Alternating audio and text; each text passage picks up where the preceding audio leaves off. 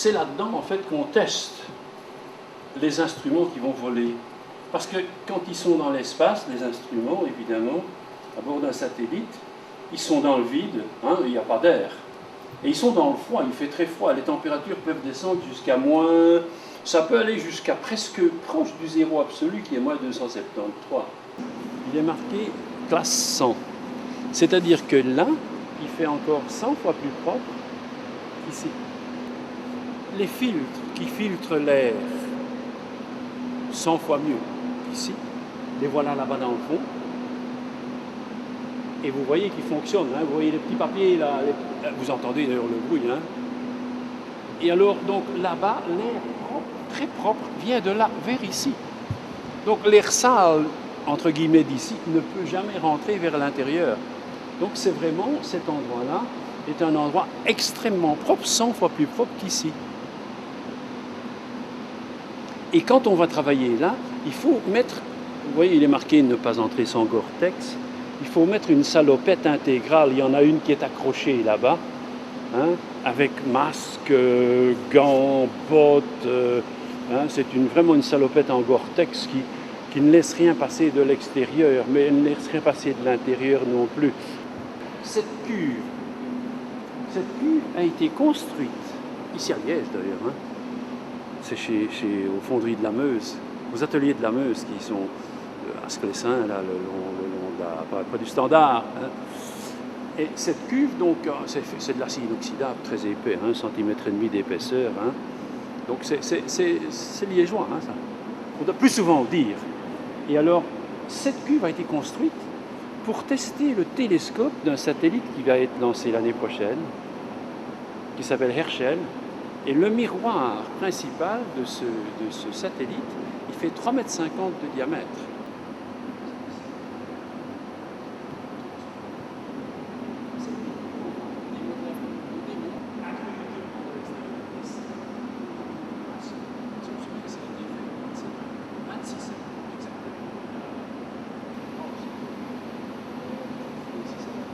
Le coton, mais enfin, je crois 15 jours après qu'elle est arrivée, on peut les voir. Comme ça. C'est bien,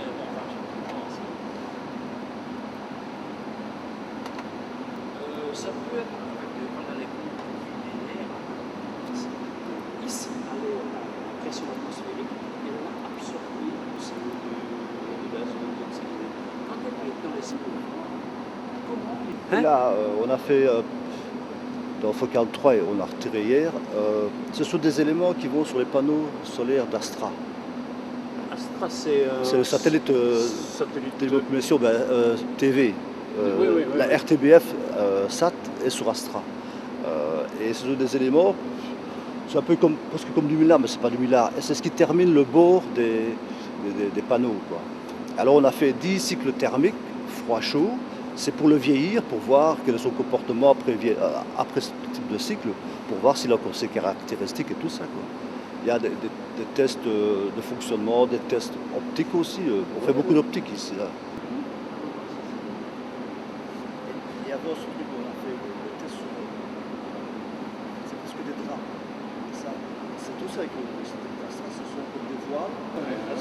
Ah oui, c'est extrêmement... on s'imagine. C'est de ramener chez eux, évidemment, des travaux. Je pense qu'il y avait un truc.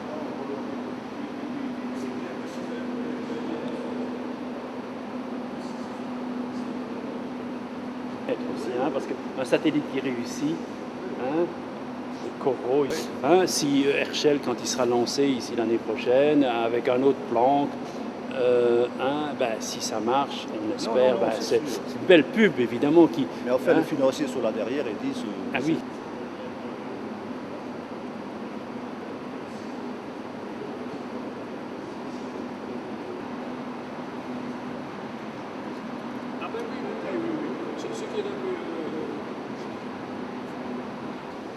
Il a été lancé en 1990. Et il va être remplacé probablement au début de la décennie prochaine par un de 6,50 m de diamètre, mais qui ne sera plus un miroir d'une pièce. C'est parce qu'on ne peut pas envoyer... C'est impossible de mettre dans le nez d'une fusée. Donc c'est un miroir qui va se déployer comme des pétales. Là, hein. Les serpentins sont à la queue, et vous de la queue, donc voilà, qui sont pressurisés à l'azote. Donc c'est du matériel propre. Pour amener du matériel ici, on peut faire laisser du matériel.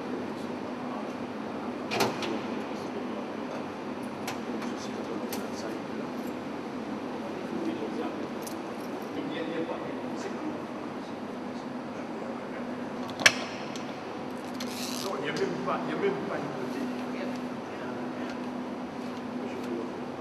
Je sais bien que j'applique ici, le téléphone de part de la ligne, il parlait, était tout c'est je crois qu'il a dû faire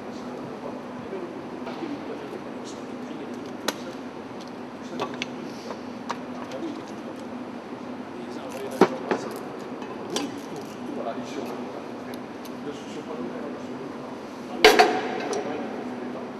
C'est bien de la faire rougir un peu. C'est bien de la faire rougir un peu. Voilà, c'est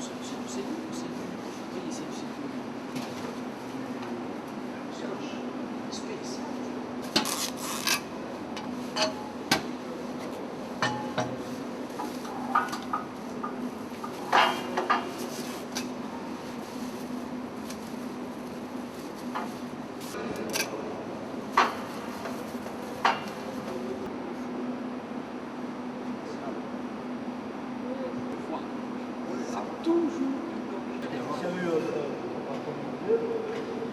Avec c'est fini. On va mieux là. T'as des gros petits maintenant. La moindre poussière diffuse la lumière de... Ça vient d'Amérique, c'est excessivement cher. C'est fait avec quoi? Non, regarde, c'est juste une feuille de cuivre hein, Oui. avec un serpentin qui est soudé. Ah, dessus. le panneau, mais ici, Ouais, ça c'est... voilà. Ça c'est... Oui. Je ne sais, non, c'est pas du C'est plat. soudé, Je hein. ne sais pas la matière exacte, mais c'est très très cher. Regardez, vous voyez, sur lequel on met de l'aluminium. Voilà, c'est une matière exprès. Et tout ça, c'est toujours compatible vide. Il ne faut pas que ça dégaze, il faut que ça reste... comment, que ça ne se détache pas. Oui. Ah oui, j'avais jamais vu tiens, ça. Une espèce de fil comme Ouais, les... ouais. Et comme on aurait cru que ça allait s'effilocher, mais ça ne s'effiloche pas. Oui, oui. Tout, hein. Il est soudé. Donc c'est très compliqué, il faut chauffer toute la plaque, il faut des soudeurs qui ont l'expérience de faire ça. Et alors on connecte l'azote et on fait circuler de l'azote dedans et on refroidit.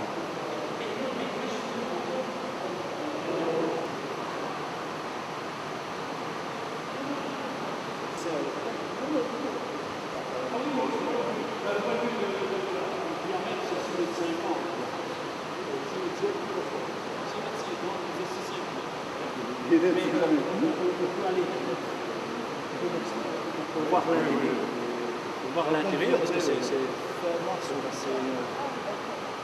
sais parce que je suis souvent consommé. Donc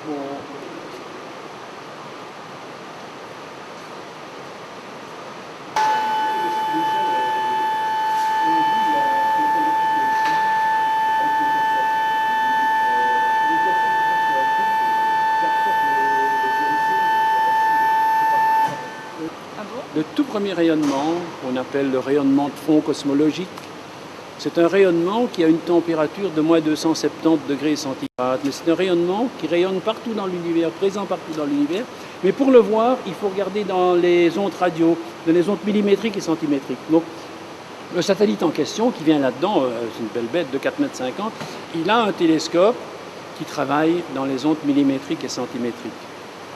Et on va voir ce rayonnement-là, et ça nous renseigne sur beaucoup de choses. Je ne vais pas rentrer dans tous les détails parce que ce sera un peu long, mais c'est vraiment la première lumière que l'univers ait émise, c'est cette lumière-là, qui est vraiment une lumière relique maintenant, hein, qui avait une température de 3000 degrés à ce moment-là, et comme l'univers a gonflé d'un facteur 1000, la température est de 3000 divisé par 1000, 3 Kelvin, comme on mesure la température en Kelvin, au-dessus du zéro absolu, qui est moins 273. Donc sa température, c'est moins 270, parce que c'est 3 degrés au-dessus. Regardez, voyez-vous, le couvercle, on vient le fixer là-dessus, on le recule, et alors on sait introduire l'instrument dedans.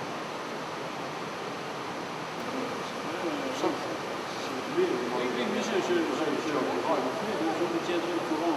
Il n'y a pas besoin de fumer autre chose, vous avez tout ça. J'ai construit un premier instrument qui s'appelait TD1, dont le but était de mesurer, de regarder l'ultraviolet des étoiles. Là aussi, c'est un ensemble où il fait très propre, là-bas, dans ce coin-là.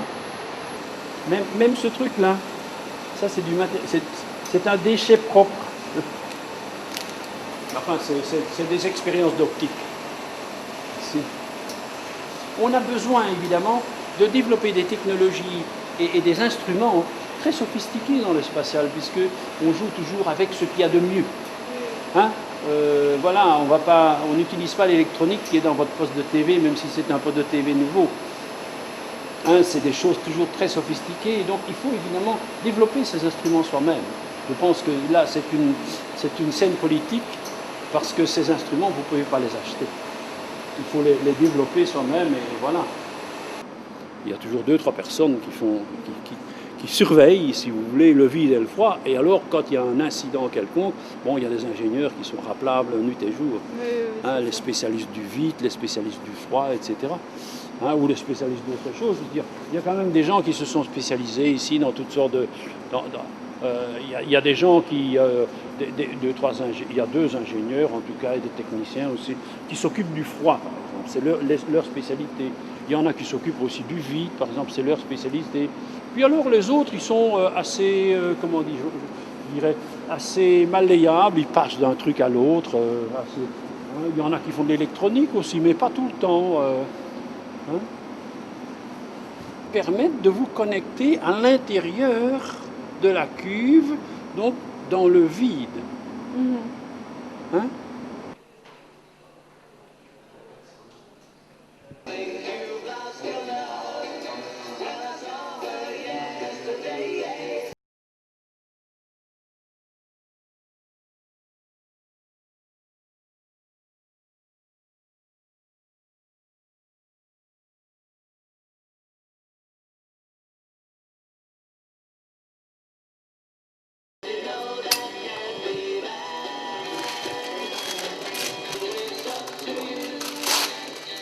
Et le son aussi, hein.